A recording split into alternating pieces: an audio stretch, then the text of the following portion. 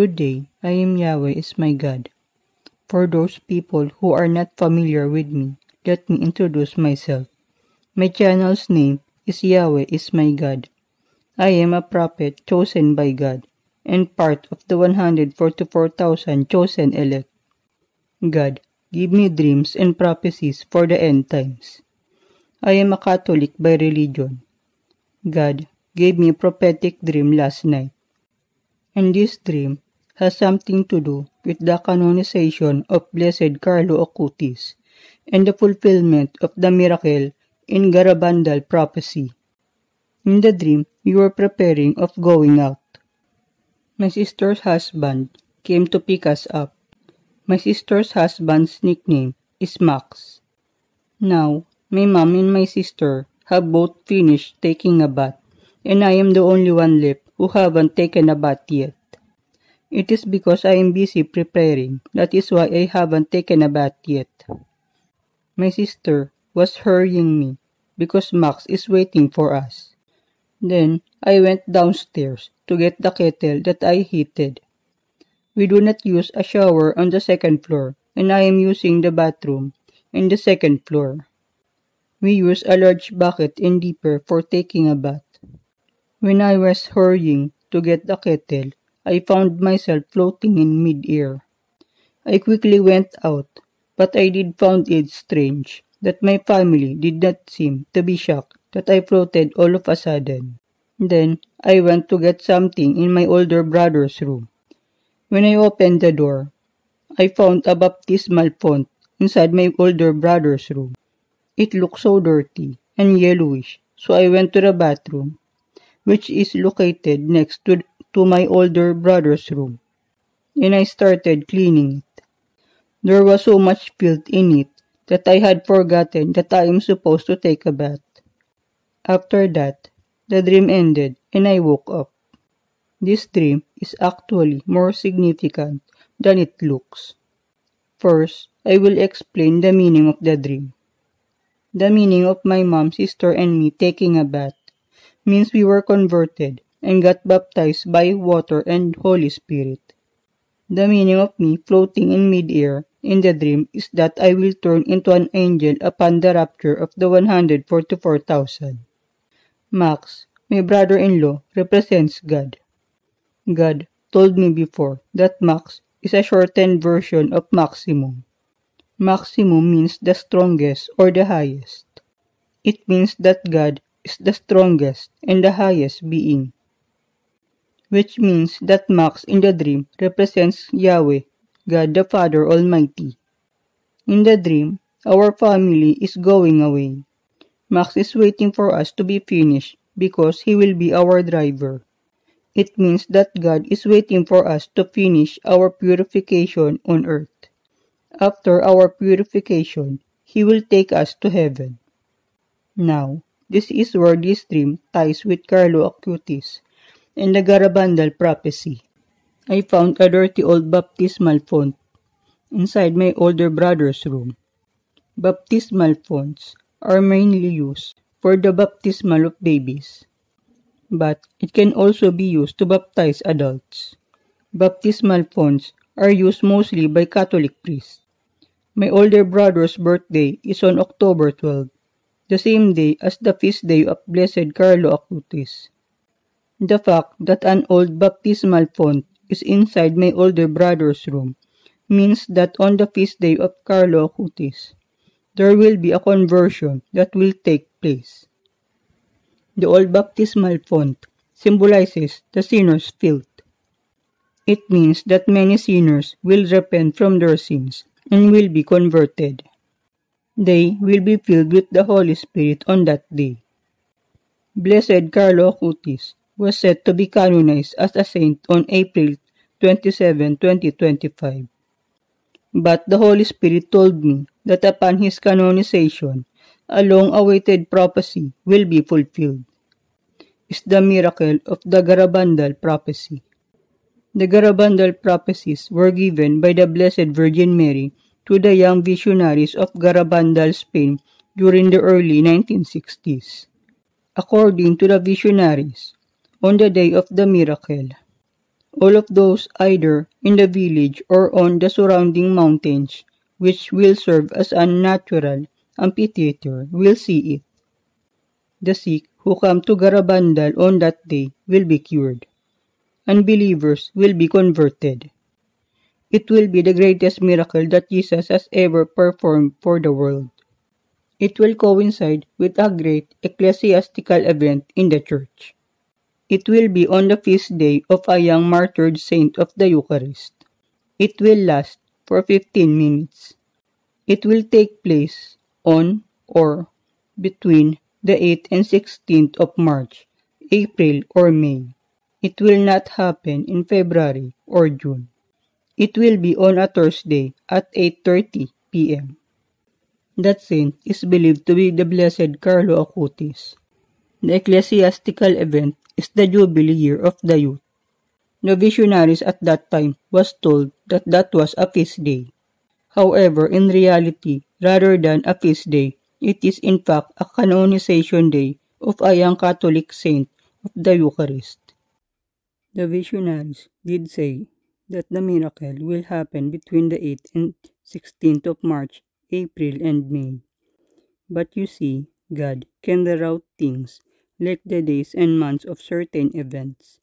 So even though it is been prophesied that certain events will happen on specific dates, it might not actually happen on that date because God changed His plan. But those events can still happen since it's been prophesied, but it will happen on a different date. So instead of 8th and 16th, the actual date of the miracle got moved on a different date. Carlo Acutis, during his life, is known for his love of the Holy Eucharist. When Carlo was alive, he would go to Mass daily, go to confession, and receive the Holy Communion every day. He would drag his parents to go to church for Mass when he was younger, which helped in them going back into faith later in life. He was known in their community for helping the poor. He would save his allowance to buy food for the homeless and hungry people in their neighborhood. He would buy sleeping bags for beggars in the street. He is also a gamer and a computer programmer. During his lifetime, Carlo Acutis created a website cataloging every reported Eucharistic miracle in the world and every approved apparition of the Blessed Virgin Mary. Carlo Acutis died of leukemia on October 12, 2006 at the age of 15. After his death, a traveling exhibition based on his catalog has visited dozens of countries. His catalog of the Eucharistic miracles in the world had helped to convert many youth, leading for him to be referred to as God's influencer and the patron saint of the internet. He inspired many people, both children and adults, to love the Holy Eucharist and pray the Rosary daily. And he continued to lead many people to Jesus Christ. One of the people that he converted back to attending the Holy Eucharist was me. Blessed Carlo Acutis' canonization is already underway, which means that the prophecy of Garabandal will also happen soon. Once Blessed Carlo Acutis became a saint, the great miracle of Garabandal will occur. God told me that the miracle will be as great as the dancing of the sun in Fatima, if not even better. The great miracle will be the last grace that God will give to us before the second coming of Christ. The great miracle is the start of a revolution. Many sinners will repent from their sins and convert. Prayers will be answered. The sick will be healed, and the lame will walk. The blind will see, the deaf will hear. The unbelievers will believe and will be converted. The great miracle is the start of the seventh seal in the book of Revelation. Revelation chapter 8, verse 1 to 5. And when he had opened the seventh seal, there was silence in heaven about the space of half an hour. And I saw the 7 angels which stood before God, and to them were given 7 trumpets. And another angel came and stood at the altar, having a golden censer, and there was given unto him much incense, that he should offer it with the prayers of all saints upon the golden altar which was before the throne. And the smoke of the incense, which came with the prayers of the saints, ascended up before God out of the angel's hand. And the angel took the censer, and filled it with fire of the altar, and cast it into the earth. And there were voices, and thunderings, and lightnings, and an earthquake. God told me that the miracle of Garabandal will occur in April 24, 2025 at 8:30 p.m. It will happen on a Thursday. God told me that number 24 is significant for the body of Christ and that the great miracle will happen on this day. The canonization of Blessed Carlo Acutis.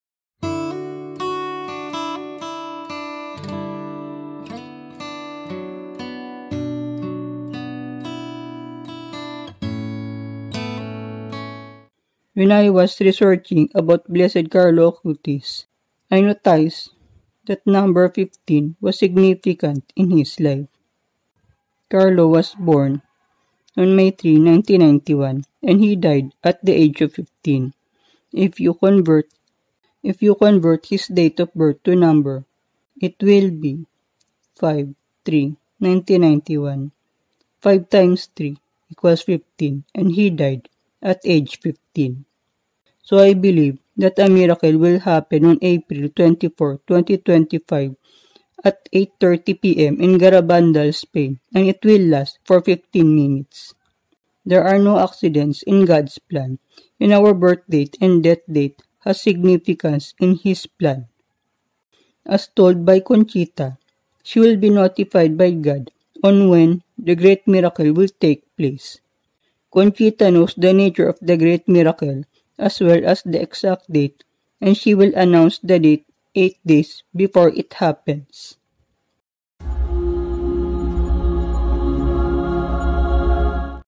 After the great miracle, God will place a permanent sign in pine trees of Garabandal. The permanent supernatural sign will remain forever at the pine trees in memory of the miracle as visible proof of our Blessed Mother's love for all humanity. According to Conchita, the sign that will remain forever at the pines will have never been seen before on earth and is something we will be able to photograph, televise, and see, but not touch. Conchita went on to say it will be evident that it is not a sign of this world, but from God.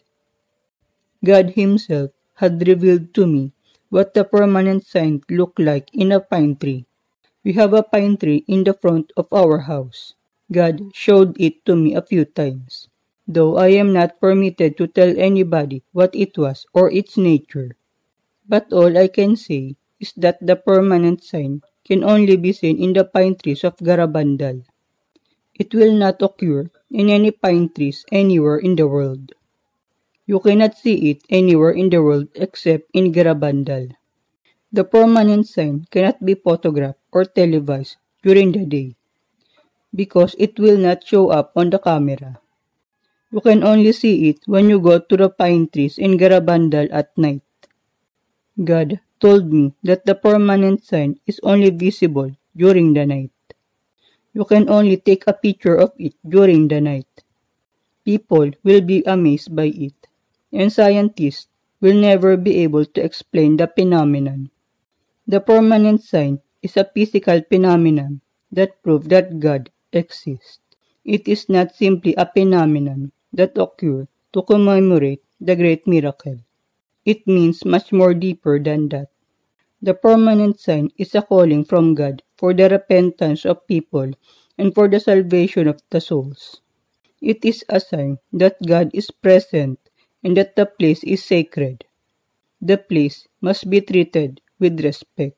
As someone who is living in the end times, I could pretty much understand why this prophecy must occur.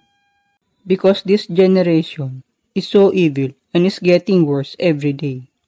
Many people in this generation cares only about their appearance, money, and fame. They do not really care about other people and animals. They care more about how many likes and subscribers they have. Not all works that is seen on social media is true. In fact, many good works are shown more for good publicity rather than genuine concern. People are willing to lie, kill, and steal just for money. Deception is everywhere. If the people will not repent today, their soul will go to hell. They will regret following the devil and committing sins. God is still giving us time to repent every day. We mustn't waste the grace that He will give to us. Anyone can repent from their sins and get saved. Salvation is free because Jesus gave it to us for free. He died to save us from our sins. The warning and the great miracle that will occur is a sign of God's love for us. He really wanted us to be with Him in heaven. He is willing to forgive even the most evil sinners, as long as they truly repented from their sins, and they truly desire to be converted. Let go of your pride and humble yourself before God. Pride will only lead you to destruction, and you will suffer eternal torment in hell. No human will be able to stand being in hell, even the bravest human on earth. The moment that you entered hell, you will feel an intense darkness and dread. The feeling of great fear will shake your soul to the very core. It is a place befitting of the devil and his demons. It is not a place for humans. You will wish that you had never offended God. Even the most evil humans that ever lived in this world is reduced to a plating in hell. Even the most evil humans that had ever lived in this world is reduced to a plating in hell. They are not even treated as human beings. No matter how much you beg or protest, the demons will not listen to you. You have no voice, no rights, no authority. You have nothing. That is why God is begging us to repent, because He does not want us to be reduced to a plating. God desires mercy to mankind and not condemnation. It is better to repent now than to repent later when everything will be too late. There is not much time left before His second coming. Repent, turn away from your sins, and get right with God while there's still time. Let us be found spotless when Jesus returns for His bride. That is all. Thank you, and may God bless you.